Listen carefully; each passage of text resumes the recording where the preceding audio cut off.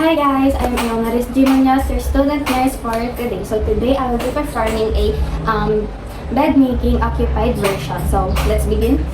So first is the day search. So I will ready the chart for activity limitation to prevent injury. So tingnan natin. And then next is I will prepare my equipment bedside and arrange them. So naka-arrange na sila para to save time and energy. And then next is I will perform hand washing. So alcohol na lang tayo. And we're a PPE. So improvised version tayo dito guys.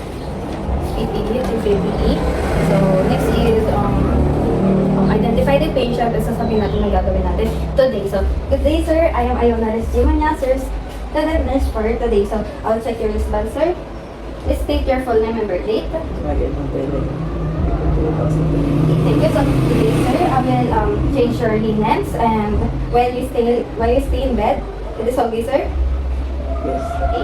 So next natin guys is all the doors and windows are closed for the privacy of the patient. And then next is adjust natin yung bed sa comfortable height para hindi mahirapan yung likod natin to avoid back strain. So adjust na natin. So ito guys, hindi na natin ito ma-adjust. So next na tayo. So next is lower natin yung side rails. So ito yung side rails guys. Yung side rail yung gamit natin. So lower lang natin yung dito sa side natin and then yung kabilang side naka-up pa din and then flatten natin yung bed patient. So ito na muna yung side rail natin guys. So, next is wear na tayo ng gloves. And then, yung side rail guys para hindi mahulog si patient. And then, so check natin yung personal items ni sir sa higaan. And then, alisin natin yung, disconnect natin yung call bell. Ito yung call bell and also yung mga tube sa linens to avoid damage. So, ayan, tignan natin. And then, remove the tube and disconnect the call bells. And then, next is, remove na natin tong blanket ni sir.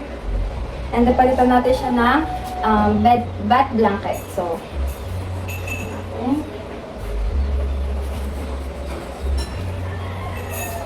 Para 45 kasi ni patient at visual unikin natong pinapalitan natin yung bed ni sir. So,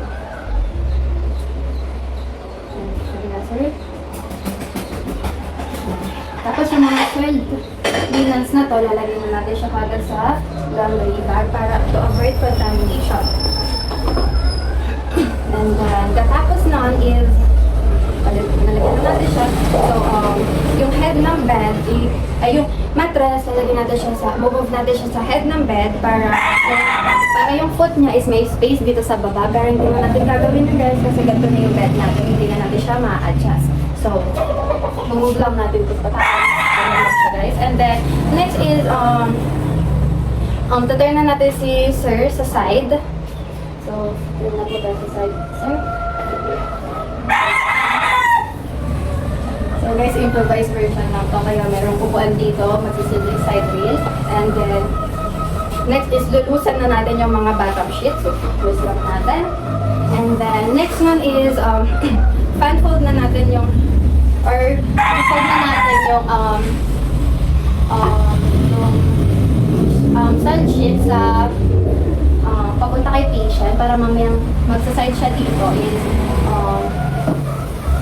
mahila natin. Kailangan i-position nyo yung pillow niya. So, position lang natin. The position. Are you comfortable, sir? Yan. So, next natin guys is put na natin yung bottom linens.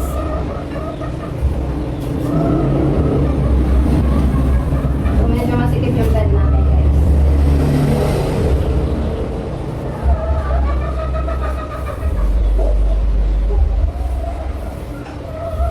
Yan. And then, lagay lang natin dito.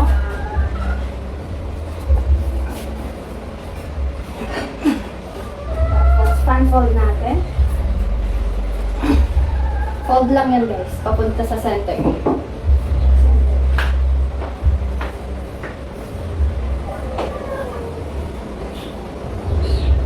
Pero mamaya pag lumipat dito si patient, nakikita natin siya ng madali. Also, the draw sheet and protective pad. So, draw sheet. Ano tayo? And then, pan-fold natin sa gitna ulit. Tapos sa center ito, guys. And then, next yung protective pad. Para protected yung bed ni patient. Sa ilang. Next nun is, tapos natin ito malagay is, papag-move na natin si patient dito para mahila na natin sa kabilang side.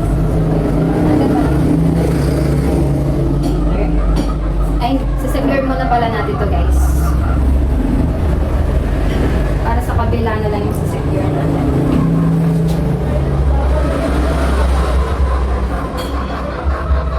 Are you comfortable pa po kasi?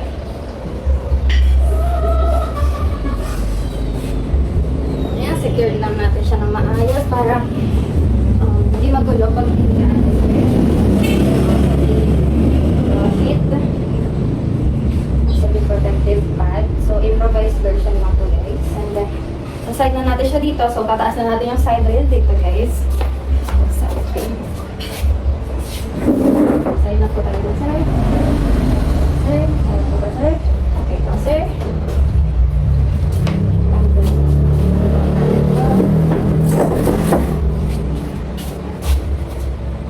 Gawin lang natin ulit sa kabilang side yun. Ito, tanggalin muna natin. Then put natin sa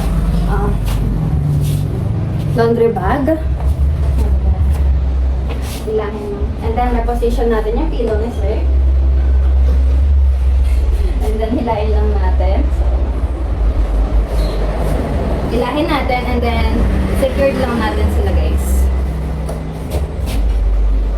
Para protected mo yung bed ni sir and then walang wrinkles.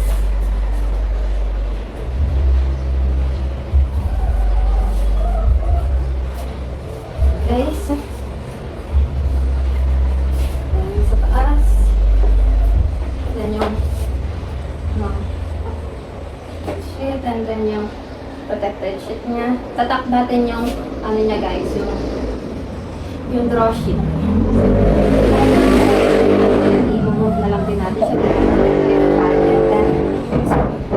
Yan na, guys, and then tataas lang natin yung side rail dito. So, sir, center and then put natin yung pag wala tayo sa pwestong yun, lagay natin yung side rail.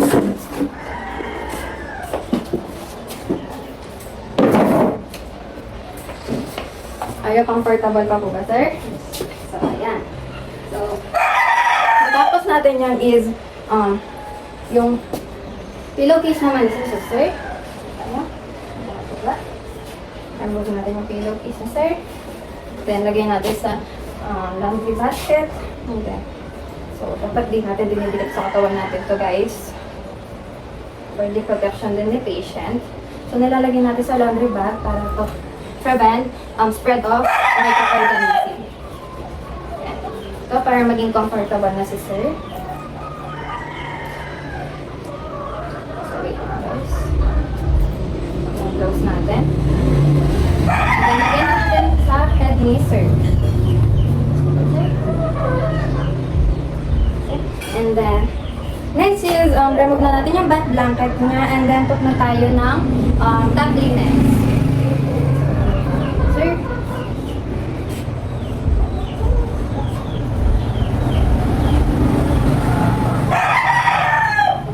Then, put natin yung top linens niya, guys. Para hindi lamigin si sir. And then, protected na si sir sa microorganism. And then, put na natin sa bag.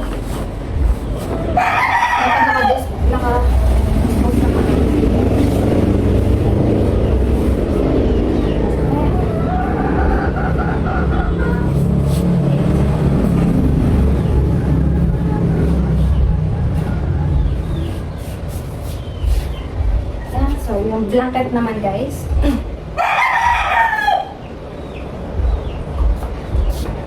Improvised version ko guys, kaya iba-iba yung color ng higaan. Ayan. And then,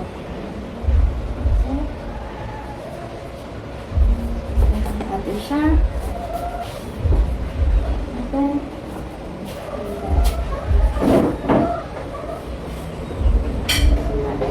Yung tabliness.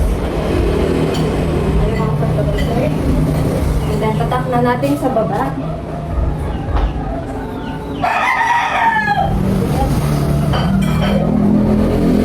Tatak na natin guys. Ayan. And then, miniter na natin siya guys. So, flip natin yung dalawa.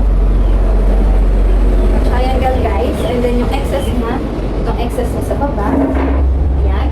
Then, papasok na natin siya. Ito, pabalang natin. And then, sa kabilang side. So, di pala nakita guys. So, ayan. Sa kabilang side ko na lang papakita.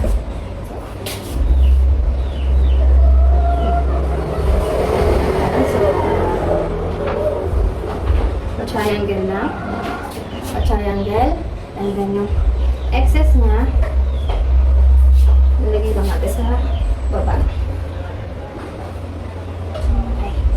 Triangle, and then yung excess na, nilagay lang natin sa triangle, tapos dito, and then yung excess sa baba. So, ito, dito. Ayan guys. Okay. So, next is are you comfortable, sir? So, comfortable na si sir, and then, remove ko na yung gloves ko, sir. And then, raise the side rails. Tapos, lalawin na natin yung bed ni patient, and then, tapos natin malawin yung bed ni patient is, balik na natin yung call bell. Connect natin yung pinakitang call bell kanina, guys. And then, call bell, and then, yung dispose na natin yung mga sa linen. So, okay, kita guys. So, dispose natin yung mga side linens and also the and also remove na natin PPE natin and then perform hand hygiene. So, that's all nice for bed making occupied.